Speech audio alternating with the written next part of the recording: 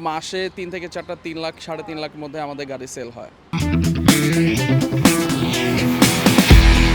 আমাদের কারহাট শুরু হয়েছে ১৯৯৯ সাল থেকে। ৯৯ সালে আগস্ট থেকে আমাদের কারহাটে যাত্রা। আমরা এই বছরে ২৬ বছর আমরা পাড়া দিয়েছি। মালিক পক্ষের উদ্দেশ্য ছিল যে ক্রেতা বিক্রেতা এক জায়গায় এসে মিলিত হোক। গাড়ি কেনাবেচার ক্ষেত্রে অনেকে প্রতারিত হতো। কাস্টমাররা যাতে প্রতারিত না হয় এবং বিক্রেতারা তাদের গাড়ির দামটা সঠিকভাবে যাতে পায়, এই উদ্দেশ্যেই কিন্তু হচ্ছে গিয়ে কারহাটে যাত্রা শুরু।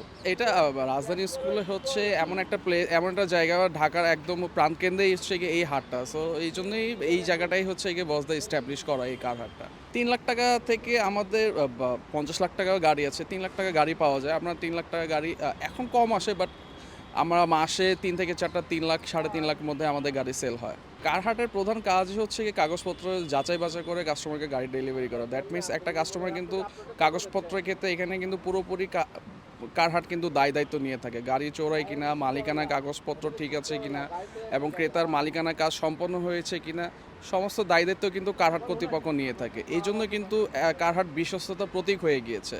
ক্রেতাদের উদ্দেশ্যে এটাই বলবো যে আমাদের মাঠে প্রায় প্রতি সপ্তাহে ১৩০ থেকে ১৪০টা গাড়ি ডিসপ্লেতে থাকে। প্রায় সব ধরনের গাড়ি কিন্তু আমাদের এখানে ডিসপ্লে হয়। ৪ লাখ থেকে শুরু করে ৫০ লাখের মধ্যে যা গাড়ি আছে, এক্স করলা, জি করলা, এলিয়ান, প্রিমিয়ার, নতুন গাড়ি, একটু পুরাতন গাড়ি, সব ধরনের গাড়ি কিন্তু আমাদের মাঠে অ্যাভেলেবেল থাকে। সো আমরা কাস্টমারকে বলবো যে কারহাট একটা গাড়ি যখন বিক্রি হয় তখন সেক্ষেত্রে কিন্তু কারহাট কিন্তু ইঞ্জিন, চ্যাসিস সব কিছু ঠিক আছে কিনা, মালিকানা কাগজপত্র ঠিক আছে কিনা, সব কিছু কিন্তু যাচাই বাছাই করেই কিন্তু গাড়ি কাস্টমারকে ডেলিভারি দিচ্ছে কারহাট। হচ্ছে একটা ভালো একটা মাঠ, এখানে সব রকম গাড়ি খুব সহজেই আর কি ধরে ধরে দেখা যাচ্ছে আর কি, এবং দামটাও দেওয়া আছে। এখন আমাদের ভালো লাগলে আর কি তারপরে হচ্ছে কেনাকাটা। তো মাত্র তো ঢুকলাম, এখনও দেখি নাই, তবে তো অবশ্যই ভালো কিছু একটা দিবে, না হলে তো রেডি কন্ডিশন না হলে তো মানুষকে কোনো কিছু দিবে না আর কি। আমি ঠিক ওইভাবে জানি না, তো শুনেছি এখান থেকে গাড়ি বলে পেপারটা বলে এই হাট কর্তৃপক্ষ বলে নিশ্চিত করে দেয় আর কি, এতটুকু শুনেছি। এখনও তো গাড়ি কিনি নেই, শোনা থেকে বললাম আর কি। আমি আসলে গাড়ি তেমন একটা বুঝি না, আজকে আসছি জাস্ট একটা ধারণা নেওয়ার জন্য যে আমার স্কুলের বাচ্চাদের জন্য একটা গাড়ি লাগবে, তো সেই জন্য আমি চাচ্ছি যে আগে দেখে বুঝাবুঝ করি, তারপর যারা বুঝে ড্রাইভার এবং ইঞ্জিন মেকার এদেরকে সাথে নিয়ে আসবো, নিয়ে আসা পর একটা গাড়ি। এটা তো বিআরটি অফিসে কথা বলবো, অফিসে কাগজপত্র দেখায় যদি বারকোড থাকে, তারপর আপনার বিআরটি তো আছে না, সিসির নাম্বার, ইঞ্জিন নাম্বার সার্চ দিলে তো পাওয়া যাবে। জেনুইন হলে তো নেওয়া, চুরির গাড়ি তো আর মাংনা দিলে নেওয়া যাবে না। যে কিনবে সে তো তার নিজের একটা পরামর্শ, নিজের একটা বুঝবাজ নিয়েই আসবে, তাই না? আরেকজন তো আমাকে জিজ্ঞাসা করবে না যে একটা পরামর্শ দেয় না। এটা তো মূল কথা হচ্ছে যে গাড়ির ইঞ্জিনটা কেমন এটা দেখতে হবে।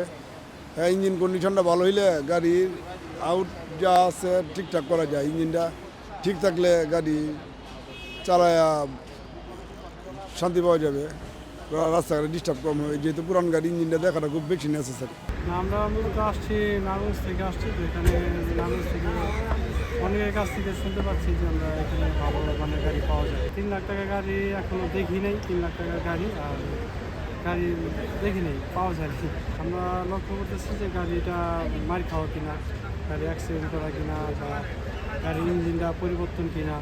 দরদাম আসলে তেমন একটা করতে হচ্ছে না, কারণ প্রতিটা গাড়ির সামনে স্টিকার লাগানো আছে, ওখানেই দরদাম লেখা আছে। সর্বোচ্চ ১ লাখ টাকায় দেখছি দিয়ে আর কি। ওনাদের কাছে এগুলো প্রশ্ন করছি, ওনারা বলছে যে ওনাদের নিজস্ব লোক আছে, কারহাটের পক্ষ থেকে ওনাদের লোক আছে, ওনারাই করে দেবে, বাট আমাদের এই খরচটা দিতে হবে। অন্য আরেকজনকে কিন্তু একটা পরামর্শ দেবো, কারণ গাড়ি যেন অবশ্যই ইঞ্জিনটা, বিশেষ করে ইঞ্জিন যেন ভালো করে দেখে নেয়, কারণ দেখা যায় কাগজপত্রের সাথে ইঞ্জিনের মিল থাকে না।